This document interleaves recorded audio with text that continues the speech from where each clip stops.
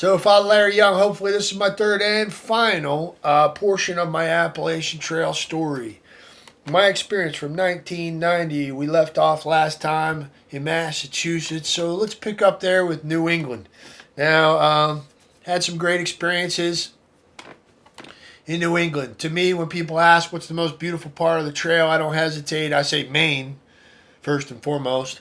Maine was spectacular for me. I hit it at the perfect time of year. It was like September. And for most of the time I was in Maine, it was just absolutely spectacular. Indian summer weather. But just New England in general is just absolutely gorgeous. It was beautiful down south in the Smoky Mountains, Tennessee and North Carolina and Georgia. But, in parts of Virginia, Mid-Atlantic region's okay. It's still beautiful in its own way, but you're mostly ridge walking. It's not as dramatic, the scenery. New England is just ravishing.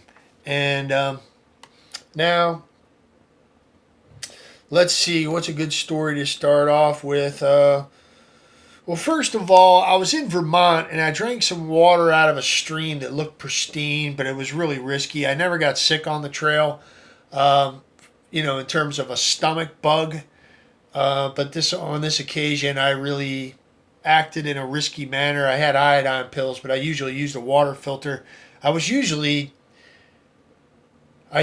just drank from springs, and I was pretty picky about where I would drink from springs, what springs I would drink from, and so on.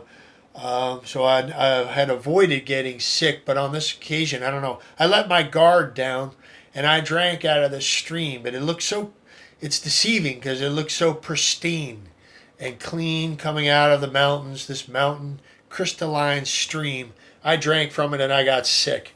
So I got a stomach bug and I had a fever, and I was in this church hostel in Manchester Center, Vermont, and I felt terrible.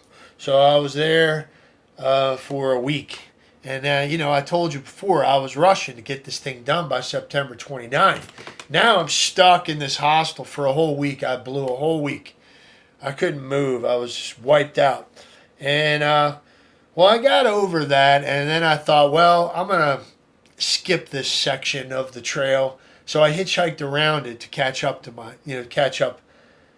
the schedule. And then I hiked 3 days out of Gorham, New Hampshire.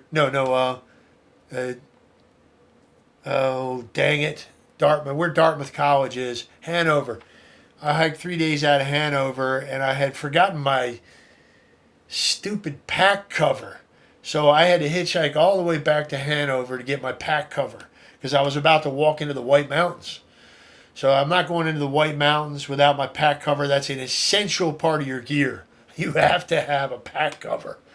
So I went all the way back, and now I'm like, I can't believe another delay.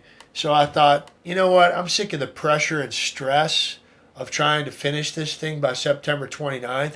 I already skipped a 100-mile section of Vermont. You know what? I'm going to skip another big section of the trail, another 140 miles. I'm going to jump over the White Mountains and the Mahoosic Mountains and of Maine. And I'm going to jump up into Maine and just enjoy Maine during the month of September and take all the pressure off myself. And I'll have a 240-mile stretch to deal with after the wedding. So I kind of resigned myself to that. And then I just felt such peace because I was starting to get stressed about the whole thing. And it was ruining my Appalachian experience. So once I made my decision, I felt peace. I hitchhiked up Vermont up to Strathmore or Strasburg or I don't know, somewhere up there.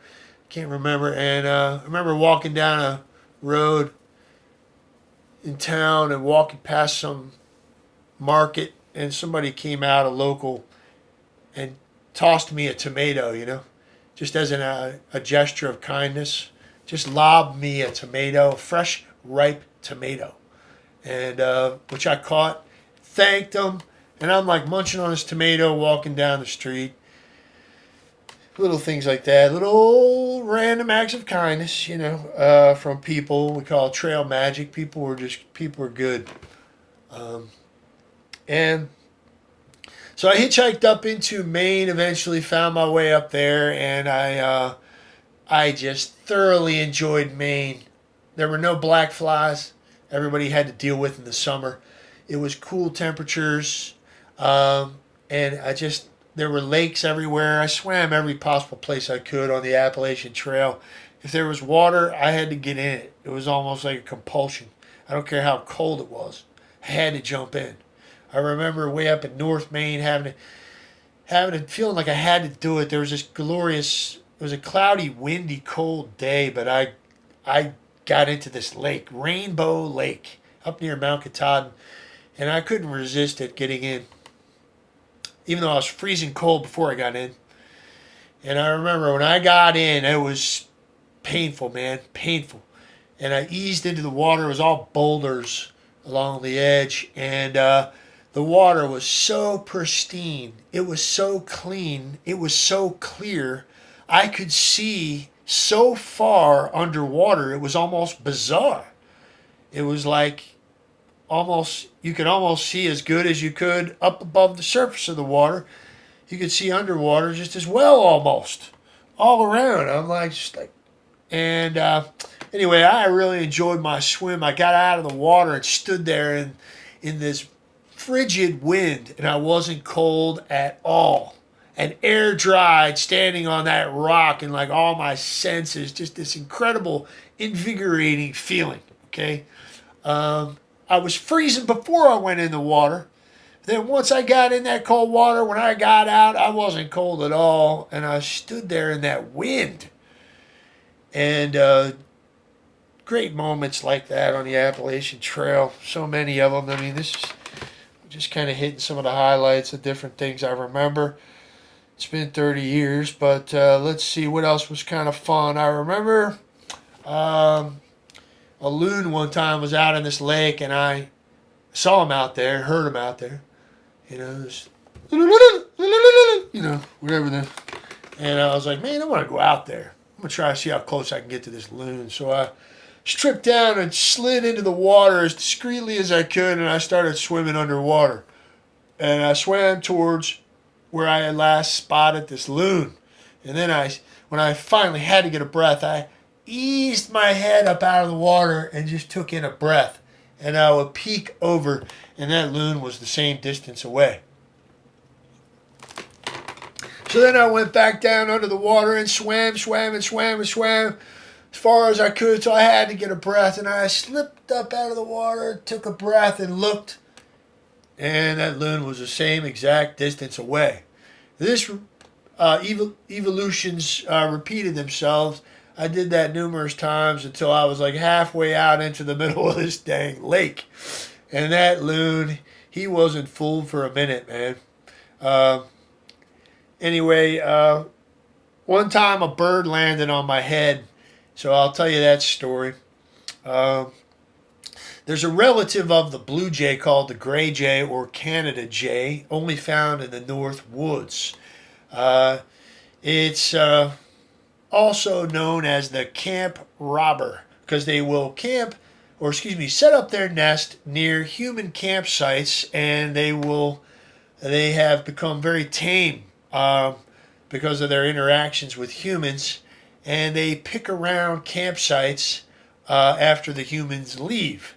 And hence the name Camp Robber. So I had seen a picture of somebody who had gotten one of these birds to land on their hand. And I was a bird enthusiast.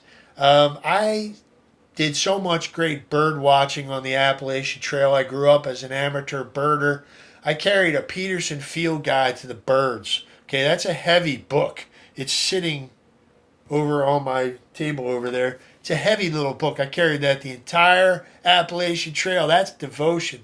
All right. I learned a lot about birds, and especially songbirds. But so many great bird stories. I could go on and on about birds that I saw on the Appalachian Trail. It's amazing if you're into birds. And this was a neat experience. So I had never seen one of these before. And I was so amazed that I'd seen this photograph pinned to the bulletin board in the Appalachian Trail Conference headquarters in Harpers Ferry, West Virginia. Somebody had one of these birds on their hand. And I found out a little bit about that bird, and I made a mental note. wow, I'm going to look for that bird when I get up north. I had forgotten about that until here I'm hanging out at this shelter one night, and everybody that had spent the night there had already left early, and I lingered around into the mid-morning because I was reading some Indian book and I was really into it, and I wasn't under any pressure or stress. And there was a gorgeous day and a nice breeze, and there was this beautiful lake right in front of me. And so I just sat there by myself enjoying my book and munching on some good old raisins and peanuts next to me, what we call gorp, okay? And so all of a sudden, I see this bird fly up to this tree branch right in front of me and land there, and he's just kind of sitting there bobbing on this branch, about 20 feet away from me, 20, 25 feet, just kind of going up and looking at me. So anyway, I'm like, wow, that's interesting behavior. I've never seen that bird before. And the light bulb went off. That's that bird. That's that gray jay, the Canada jay. And I remembered that photo I saw back in Harper's Ferry. So I reached into my bag of gorp and took a handful of peanuts and raisins. And I eased down from the little ledge I was sitting on, and I took a few steps towards this bird, and I held my hand out like this, and I waited. Nothing happened. He just sat there looking at me, bobbing on the branch. And I was just about to give up. I thought, I'm not going to get him. He's, can't coax him into landing on my hand. Just as I'm about to give up, another gray jay that I had not seen off to the side suddenly flies up onto my hand. And I'm like, didn't hurt at all. His little claws just pinched, my finger, my hand right here, and it didn't hurt at all. And then just started filling his beak up with peanuts and raisins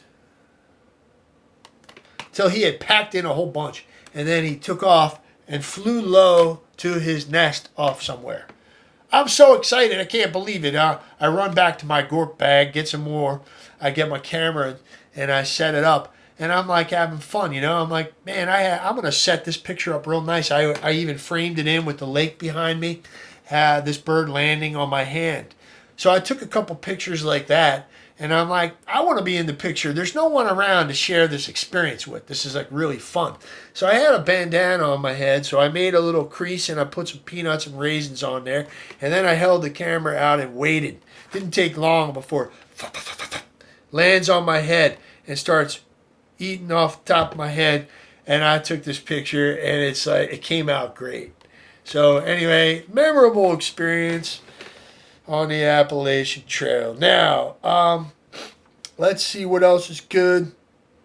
I made it to Mount Katahdin and got all the way up to the summit with a bunch of hikers, and that was the goal. This is a little replica my sister Pam gave me of the Mount Katahdin sign.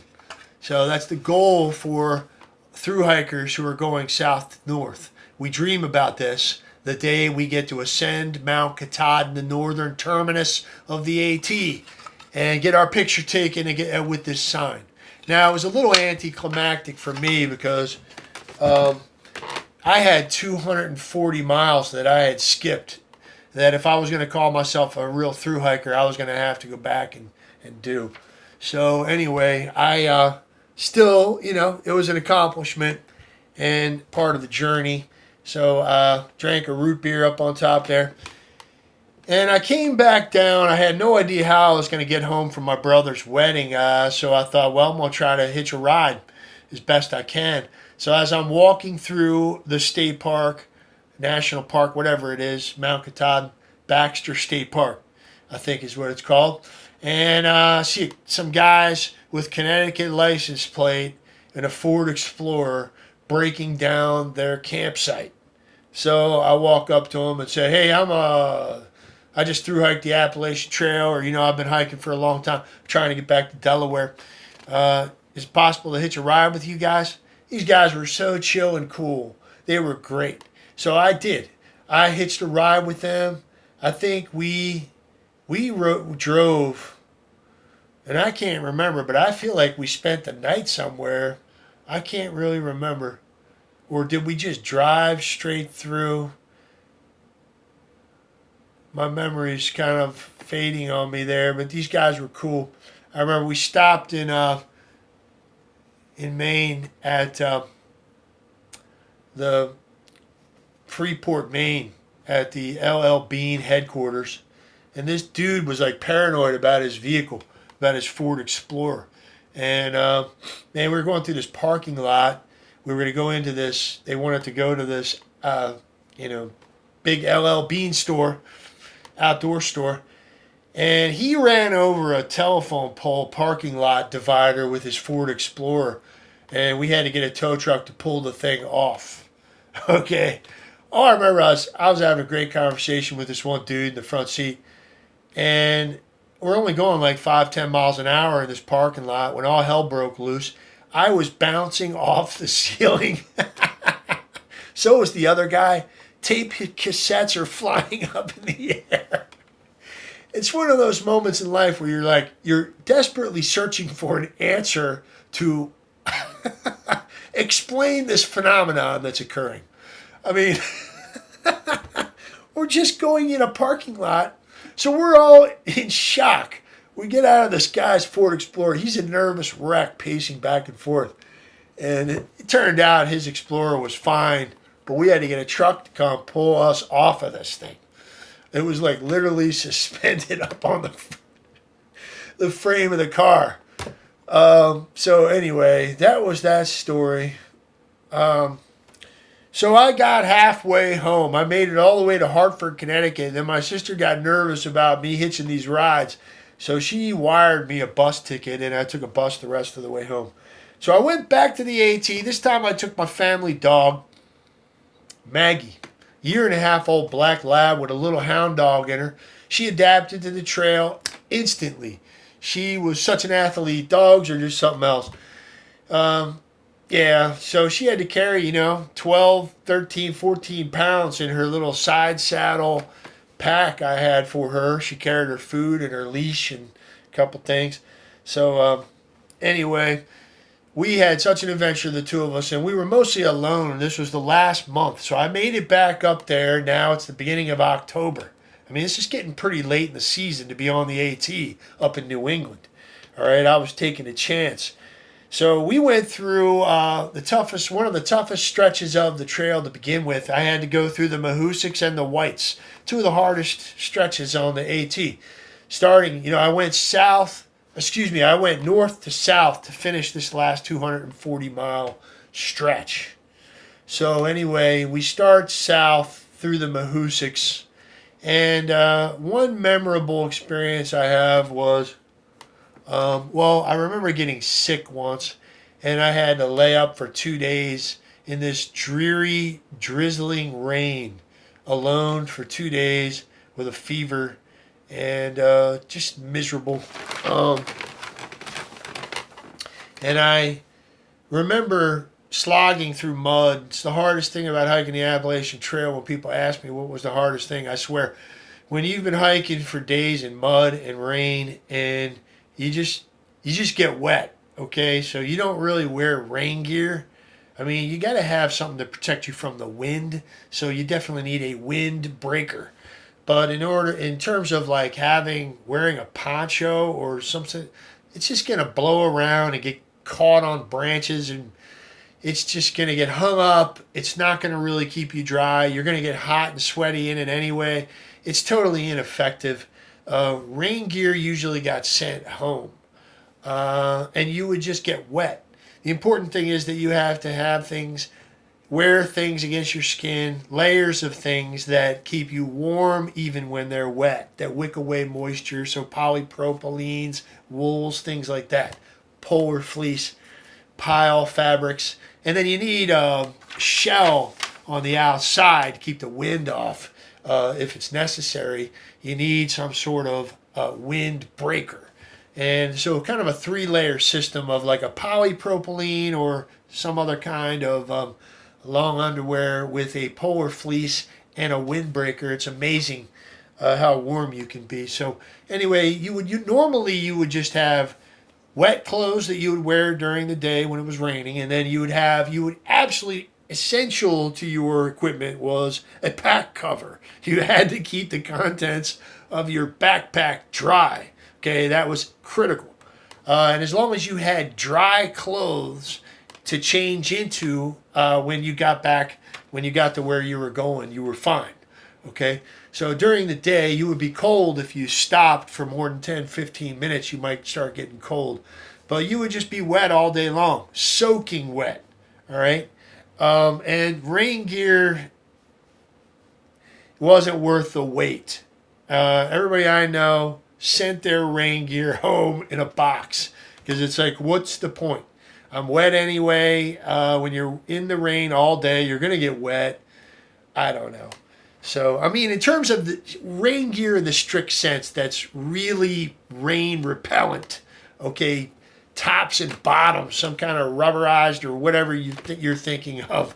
All right, they had no place on the Appalachian Trail in terms of through hiking. People that are through hikers, you're not going to carry something that heavy that you don't really need or use. You start resenting everything in your pack that you're not using.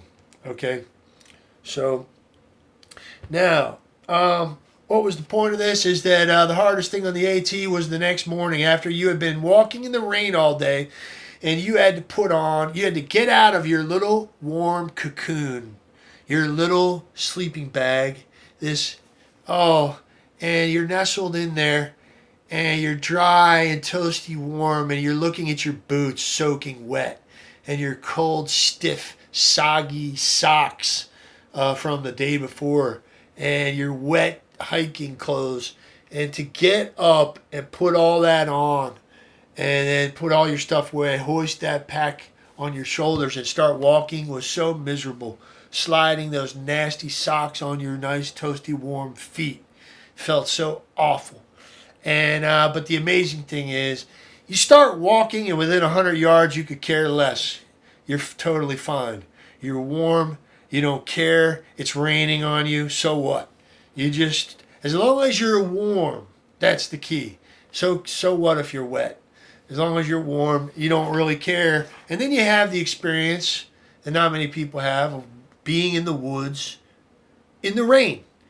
And it's a neat way to experience the woods, to experience nature. Everything looks and smells different, and it's just kind of cool. And you kind of feel like you're cheating nature because after a while you've been walking and you're fine, and you feel totally comfortable and normal, and you're like, I could care less that I'm being rained on.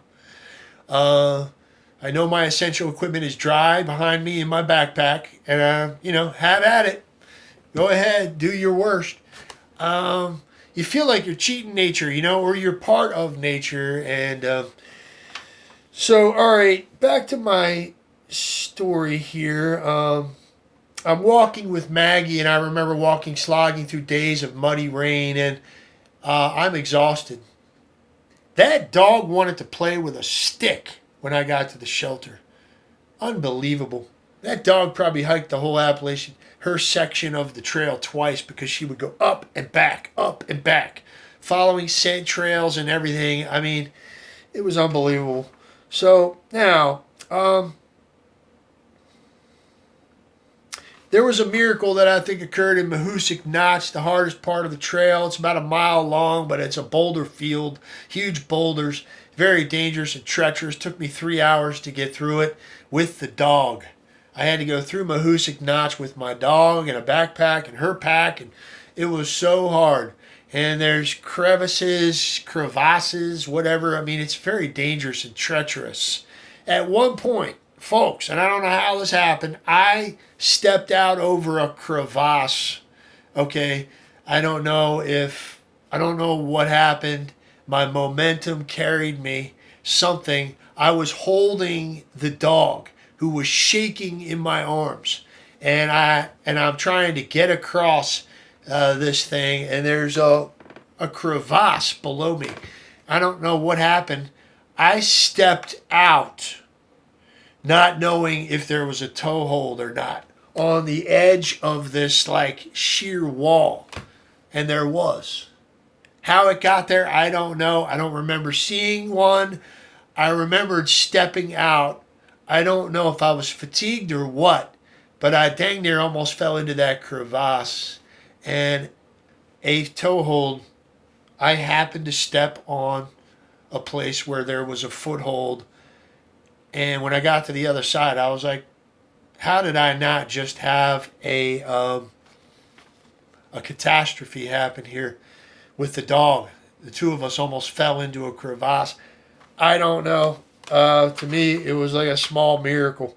Now, Gorham, New Hampshire. I remember staying in the loft of a barn, and the doors would open. These wooden slatted doors would swing out in the loft, and I would just look out at this glorious mountain view and sit there and eat root beer floats. That was my craving on the AT. I would get a half gallon of vanilla ice cream and a 2-liter bottle of Irish root beer, and I would just crush root beer floats in my big pot with my big spoon. I sat in a rocking chair looking out at this beautiful view of the mountains and gorged on root beer floats.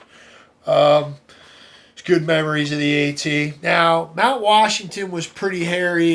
We went up Mount Washington. It was supposed to be Class A weather. So when I got up above tree line, there was an ugly purple cloud on the summit, and it was unbelievably windy. And I'm like, what the heck? I'm not going up there. So I pulled out my map in the wind and managed to get behind this shelter and look at my map, and I found a Blue Blaze side trail, went down some side ridge to a little shelter called the Perch. And I thought, I'm going to spend the night there. I'm not trying to summit this thing in this weather. So I spent the night there. That morning, my dog ate my Archway cookies. I remember that. I got up to take a leak behind the lean-to, and I rationed out my Archway old-fashioned molasses cookies. Okay, they were the prized possession of my pack. I would eat one a day with my tea in the morning. And one of the highlights of my day, well, I still had like 2/3 of this package left. And I had my food out, my stove, my stuff, my gear out. Maggie was curled up in the corner on a sleeping bag. And I went around back, took a leak, came back. And I'm like, I'm putting things back in the food bag, and I grabbed this empty package of Archway cookies. All my old-fashioned molasses cookies are gone. It's an empty wrapper, empty. And I'm like, what the heck? There were 2/3 of them in here. Now, when I left, Maggie was curled up in the corner. And when I returned, she was curled up in the corner in the same exact spot. So as soon as I held up this package, I started hearing this whomp, whomp, whomp, whomp, whomp, whomp. I'm like, what the heck? I look over. She's just sitting there looking, and her tail is just going whomp, whomp, whomp, whomp on the shelter floor. She needed that extra energy that day because what ended up happening was pretty nightmarish. We went up and made it up above tree line again, day 2 now, in our attempt to get over Mount Washington, the most dangerous place in America, with the world's highest wind recording of like 231 miles an hour or something like that. Many people have died. I forget how many, but it's a lot. Up to this point have died on Mount Washington due to exposure. Very dangerous place. But of course, my 3-layer system, and when you know what you're doing, most people don't know what they're doing in the outdoors, and they're wearing a pair of jeans and a t-shirt or cotton sweatshirt and jeans, and go up and they get rained on, or they start getting cold, and 50, 60 degrees. Next thing you know, they sit on a rock, they're hypothermic, and they die. All right.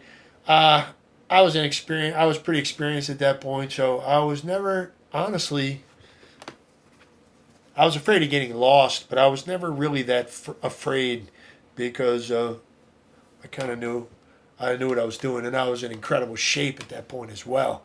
So I'm carrying a 72-pound pack to get through the entire 10-day journey through the White Mountains. And I had a lot of extra winter gear, including a tent, including an extra sleeping bag for me and my dog. I would let her sleep in it, put part of it, and drape the rest of it over myself. And that's how we made it through the nights.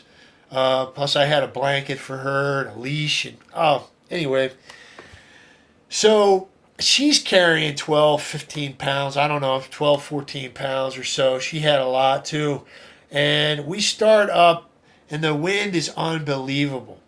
And it gets worse and worse progressively as I get up higher and higher. And I have no visibility, probably 50, 75 feet max visibility. Because I'm just in this snow squall, stinging rime ice, like particles of sand, grains of sand being blown into my face. And it stings. I found out the next day when I got off the mountain, the weather recording, the wind recording for that day. People find this hard to believe, but it's true, okay? Average wind gusts were recorded up on the summit now, where it was probably even worse.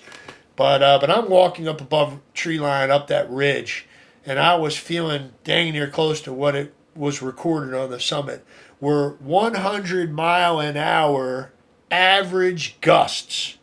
While I was up there, the highest wind recording of the day was 141 miles an hour. Okay, so a 72-pound pack. I watched my dog get blown off the trail 15 feet.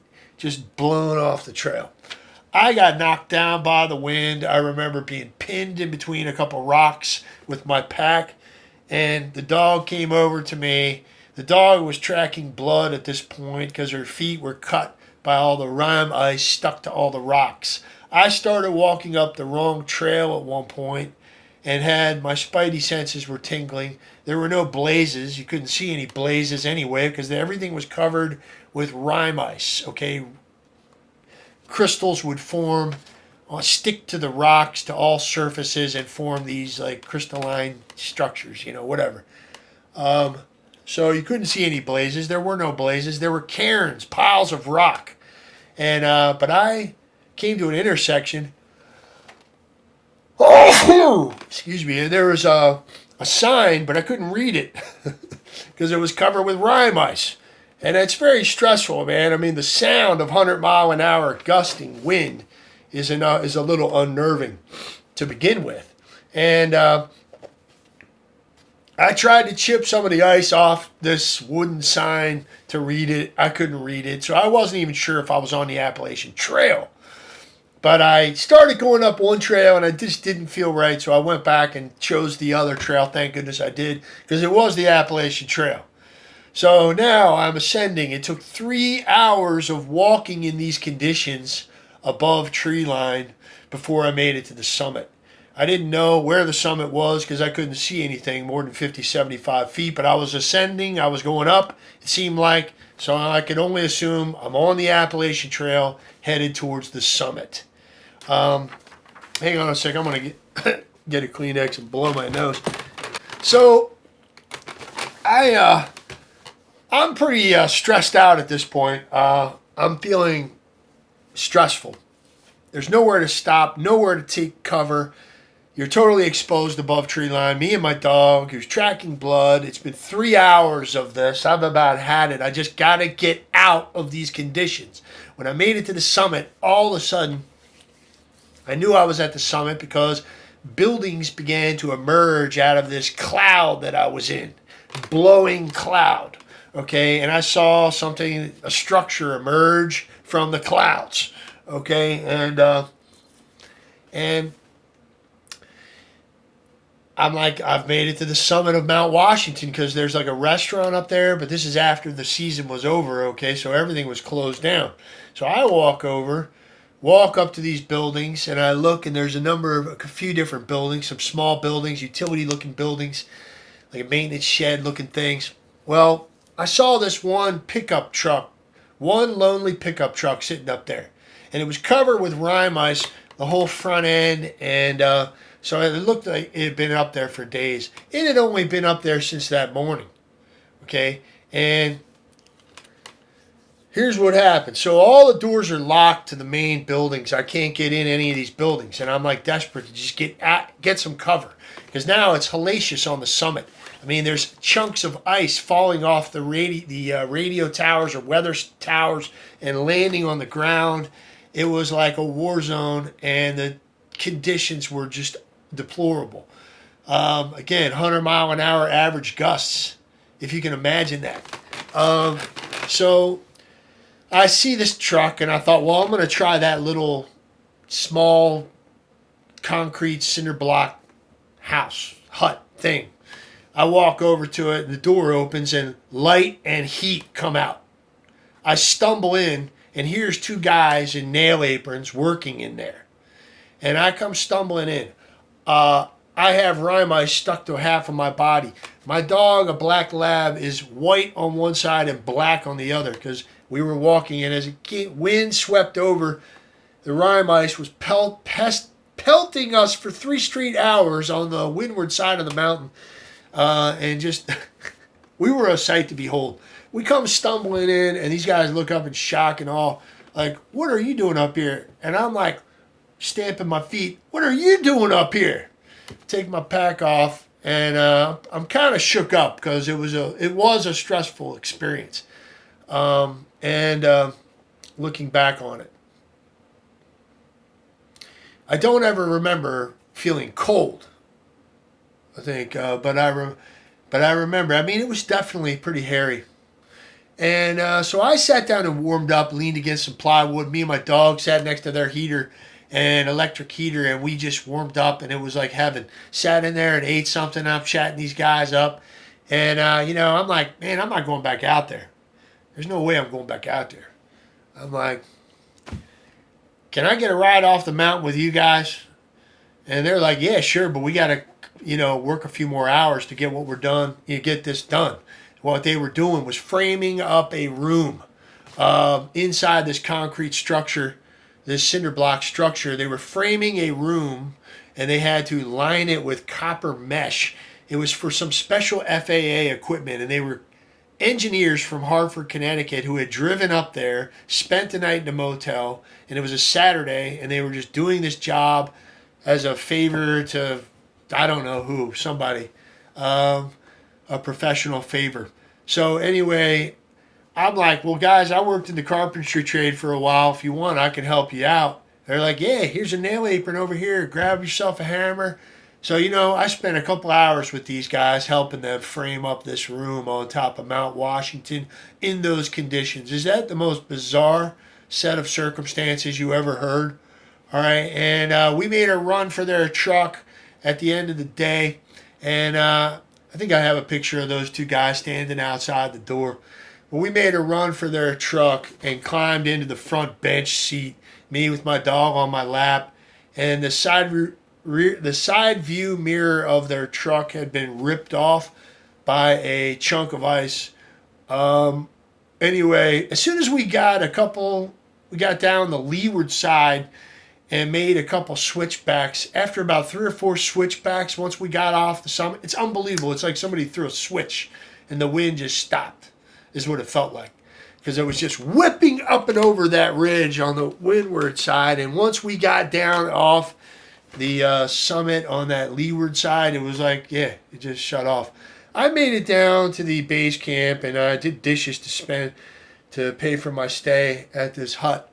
And in New Hampshire in the Whites, and told all those people, because they had just seen me a few days before, and they're the ones that told me about the weather, what I was experiencing, what I was into up there. They told me, and I wasn't surprised, but they looked at me like, you're nuts. That I was up there in those conditions. I thought it was going to be Class A weather. That's what they told me. That's why it's the worst weather in America and one of the most dangerous places in America, Mount Washington. It's the confluence of like 3 different weather systems converge on the summit of Mount Washington. I think that's why it has such severe and seesaw, changing weather. So anyway, I called my sister and said I was done. I wasn't going to go hike. I wasn't going to finish the rest of the trail. I gave her the sob story. It's too dangerous, too late in the season, blah, blah, blah. My sister, Mary Jo, convinced me to go back out there. So the next day, I shed a couple pounds out of my pack, and my dog and I made it back up to the summit. And it was clear, incredibly windy still, but we made it up and over the summit that day. We were really, really tired, but we made it. And it was so satisfying to finally get up and over it. So I ended up climbing Mount Washington twice. And so then I don't remember anything else happening that was bad as we made it through the Whites and back to Hanover, New Hampshire for the fourth time actually. And I would stay at this place called the, what did they call it? The House. I think they just called it the House. I forget. It was a bunch of like people in this outdoor club, students lived in a house, and they let hikers stay at their house. So I slept in some sitting room or something like that. And some girl baked an apple crisp. I still feel guilty about that. My dog, I tried to keep my dog close to me, but the dang dog slipped into the kitchen when I went in the bathroom. The dog went into the kitchen and ate the top off of this girl's apple crisp she had been cooling on the counter. I remember in Vermont, I walked up and over Mount Killington Peak. And it's a huge ski resort with over 100 trails, and there were people skiing already. It was like November 1st or something, or it was like close to the end of my Appalachian Trail Experience. And there were already people starting to ski. They had already had some snow up there. So it was kind of surreal. I'm hiking along, and I saw a little side trail as I was getting close to the summit that's pointed to a ski slope. So I left my pack and went out to this and watched the skiers going by, and I chatted up this one skier for a while. And as we were chatting, I was like, "Where's Maggie?" I look over just in time to see the last bit of somebody's lunch they had hidden in some, bank of snow went down the hatch. A sandwich bag and all. Down the hatch. She ate somebody's lunch. I'm like, we got to get out of here. So dog got me into trouble. She was so hungry all the time. Now I'm getting towards the end here. The last night on the Appalachian Trail, I was sick, and I got up the next morning, and I had to do a 20-mile hike, and I had a fever. My last night on the trail, I was mostly alone that last month with the dog at night for the most part. But the last night, a guy showed up right at dark, and it happened to be this single guy, middle-aged guy, and he was real nice, and I said, so what do you do for a living? And he said, you'll never guess. And I don't know. I just intuited it. And I said, you're a minister. He's like, yeah, how'd you know? He was an Episcopalian priest. Anyway, we chatted it up and had a nice... So it's just kind of funny because I wound up wearing a collar myself. And last night on the AT, this Episcopalian priest spent the night there. And the next morning I got up and... I was sick and I had to hike 20 miles. And that was my last day on the Appalachian Trail. I was so miserable. And I got to the road. I can't tell you the exhilaration. I can't even begin to explain how good it felt. When I walked out to that country road in Vermont and stuck my thumb out, caught like the second or third car was a truck. Pickup truck picked me up, threw my pack in the back, sat in there with my dog. And I told this dude, man, I just finished the entire Appalachian Trail. I don't think he believed me. Anyway, I don't care. I was so tired and so exhausted and so relieved. I made it back to that church hostel where I had been sick few months before when I drank that bad water. And I called my mom. She was on her way to get me. Or she started to head out to come get me. She drove all the way up there to get me. And she picked us up, and I weighed like 170 pounds. I weigh like 220 now. So 50 pounds ago and 30 years ago, I hiked the entire Appalachian Trail. The final picture of my photo album I'll show you here. Man, it just... I don't know, but when I look at that picture, I can feel the relief and satisfaction of having completed it, having done it and made it. and weathered all the storms and made it through all the adversities and difficulties to get to the end of that thing and finish it. When only 10% of the people actually finished the blasted thing, it was, I wanted to quit. I did quit a couple times, and I was talked back into it somehow with the encouragement of others and the support of my sister and so many people that wrote to me. And so many of the good, generous people along the way that helped me. I'm sure there's lots of experiences I left out, but I feel so incredibly enriched, and I never for a second will ever regret having invested the time and energy into doing such a thing. It's an unforgettable experience. My Appalachian story, folks. I hope you enjoy this, especially those of you who hiked the entire Appalachian Trail. So, hey, this is a little shout out in case any thru hikers are watching this, because I know there's a Facebook page now, where I subscribe to with all these thru hikers from the 1990 class of thru hikers. So hello, shout out to all you all, and God bless you. I hope you're doing well. I'll see you around on Facebook. Peace out, everyone.